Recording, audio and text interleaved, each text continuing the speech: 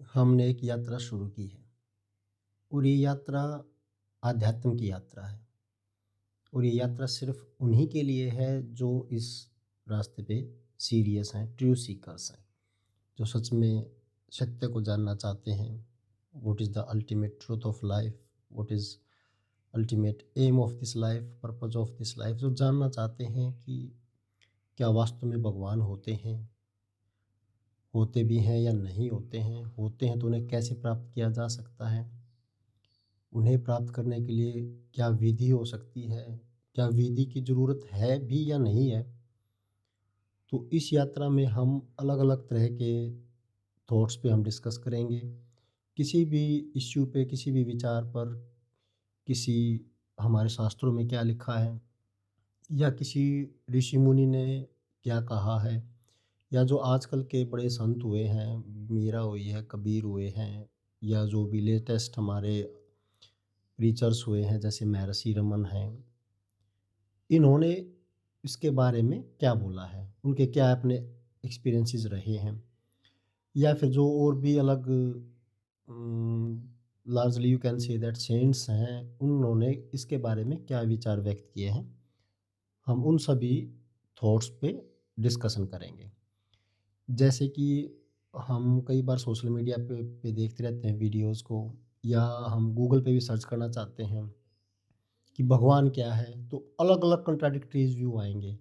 या हम यही डाल दें कि शिव क्या है, शिव कौन है, तो हम पाते हैं कि अलग-अलग तरह के कॉन्ट्राडिक्टरी व्यूज़ हैं। कोई कहता है शिव की ये डेफ़िनिशन है, शिव का कोई कहता है ये मतलब है, लेकिन कोई भी सपोर्टिंग स्क्रिप्चर्स को कोट नहीं कर पाता कि किस स्क्रिप्चर में, किस शास्त्र में, किस बुक में क्या लिखा है, और वो जो लिखा है वो सही है या नहीं है।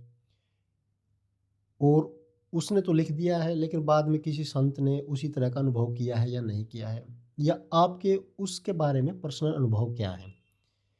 तो जब भी हम सोशल मीडिया पे, यूट्यूब पे वीडियो देखते हैं, तो अलग-अलग तरह के विचार होते हैं जो काफ़ी हद तक सेल्फ कंट्राडिक्टरी भी होते हैं, एक दूसरे से कंट्रास्ट भी करते हैं।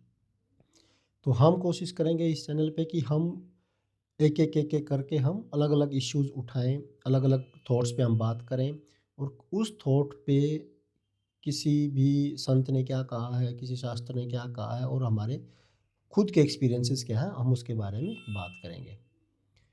इसका ये जो जर्नी है, अध्यात्म की जो यात्रा है, स्पिरिचुअल जर्नी है, इसको एक तो मन में यही आता है कि क्या इसको हम जर्नी कहें भी?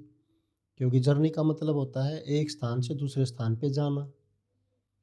अब अगर अष्टावक्र की माने, या जैसे महर्षि रमन ने भी कहा है कि किसी स्थान पे हमें जाना ही नहीं है, जहाँ हमें जाना वहाँ हम पहले से ही पहुँचे हुए हैं, तो जाना ही नहीं कहीं पे। और अगर कोई स्टार्टिंग पॉइंट नहीं, कोई एंड पॉइंट नहीं, कहीं जाना ही नहीं, तो फिर जर्नी कैसी? लेकिन फिर हमारे मन में दूसरी बात भी आती है, अगर मुझे जहाँ जाना है, वहाँ मैं पहुँचा हुआ हूँ, इसका मतलब अगर मुझे ईश्वर को पाना है और मैंने पहले ही ईश्वर को पा लिया है, मैं आत्मा हूँ, मुझे जानना है कि मैं आत्मा हूँ, और मुझे पहले से ही ज्ञान हो गया कि मैं आत्मा हूँ, तो फिर हमें महसूस क्यों नहीं होता? हम उस चीज़ को महसूस क्यों नहीं कर पाते कि मैं ही ईश्वर हूँ, मैं ही वो परम सत्य हूँ? तो उस बारे में फिर उनके अलग विचार आ जाते हैं कि हमें अपनी आत्मा को शुद्ध करना है, इसको पवित्र रूप में लेके आना है, उसके लिए फिर हमें प्रोसीजर्स फ़ॉलो करने हैं।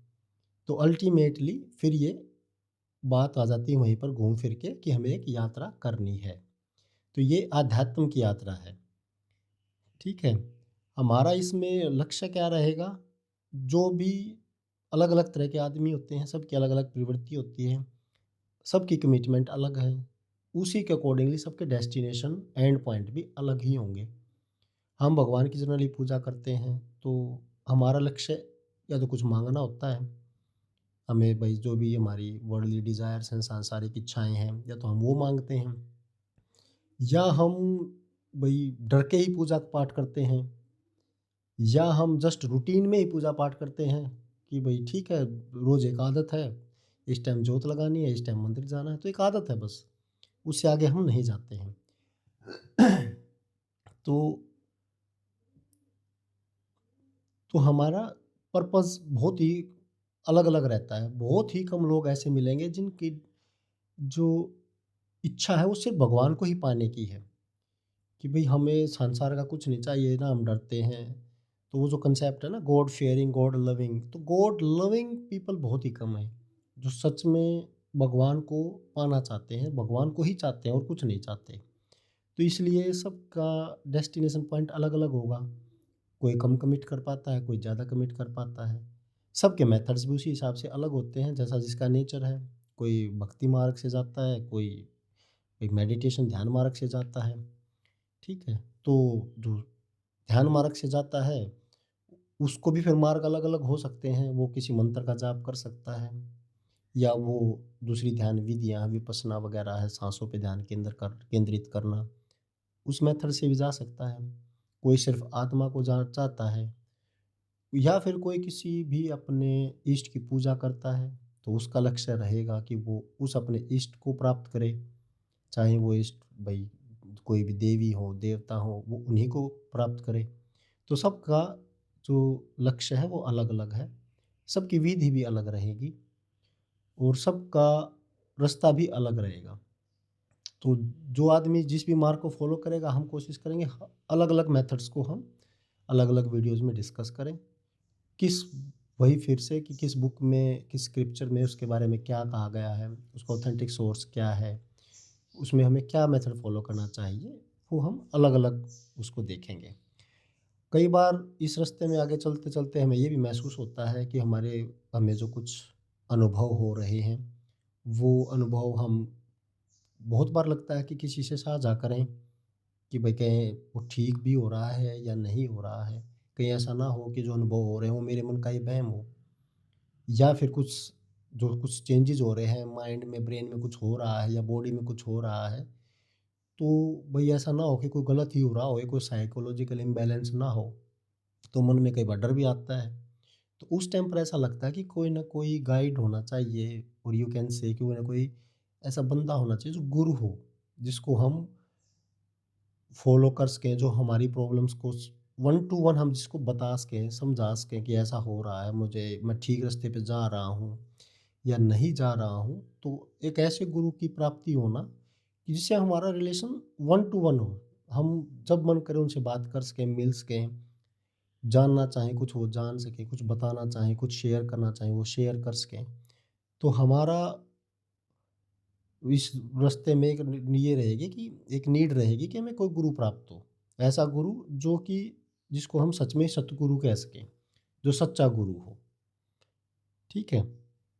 तो अलग-अलग हम इसमें टॉपिक्स कवर करेंगे, अलग-अलग हमारा पर्पज़ रहेगा, ठीक है? हमें क्या है कि जैसे हम किसी भी सोशल मीडिया को कोई भी वीडियो देखते हैं, तो जैसे कुंडलिनी ही है, तो इसको लेकर इतनी तरह की वीडियो बनाई गई हैं, तो ऐसा लगेगा कि कुंडली जागृत हो जाए तो पता नहीं क्या शक्तियाँ आ जाएँगी। इसका सोर्स क्या है कि कोई शक्ति मिलेगी या नहीं मिलेगी, तो इसका सोर्स क्या है? पता नहीं क्या सोर्स है। बस ऐसे ही गोल-मोल एक ऐसी चमत्कारिक सी वीडियो बना दी जाती है, तो ऐसा लगेगा कि हाँ भाई, कुंडलिनी तो हो जग जाए तो पता नहीं क्या हो जाएगा, कि क्या वास्तव में कोई कुंडलिनी होती है? किसी ने कुंडलिनी के बारे में कुछ बोला है? किसने बोला है? वो आदमी जिसने भी बोला है या जिसने भी किसी बुक में लिखा है, उसकी ऑथेंटिसिटी कितनी है? कुछ कुछ बाहर के जो फॉरेन राइटर्स हैं, उन्होंने भी कुंडलिनी के बारे में लिखा है। उन्होंने एक अलग नज़रिए से लिखा है, अलग साइंटिफिक व्यू से लिखा है। वो हमसे थोड़ा-सा डिफरेंट भी होगा, तो उसके बारे में भी स्टडी करेंगे, उसके बारे में भी हम बातें करेंगे, ठीक है? और जैसे कैलाश पर्वत को लेकर आप देख लो, एक बार आप यूट्यूब पे डालो कैलाश पर्वत, इतनी वीडियो निकल आएँगी। जो ऐसी वीडियोज़ होती हैं सोशल मीडिया पे, यूट्यूब पे या कहीं पे, उनमें सरप्राइज़ एलिमेंट, चमत्कार, ऐसी चीज़ें जो पता नहीं साइंटिफिकली है कि नहीं, प्रूव्ड भी है कि नहीं, लेकिन देखते हैं तो अच्छा लगता है। कुछ लोग बस टाइम पास के लिए देख लेते हैं, कुछ लोग इसलिए भी देखते हैं कि वो चीज़ों में इंटरेस्टेड हैं। तो हमारी वीडियो सिर्फ़ उन्हीं के लिए रहेंगी जो इंटरेस्टेड हैं, जो कुछ जानना चाहते हैं, जो इस जर्नी में ऑलरेडी चल रहे हैं या चलना चाहते हैं। उनका कोई लक्ष्य है जिसमें वो आगे बढ़ना चाहते हैं, कुछ पाना चाहते हैं।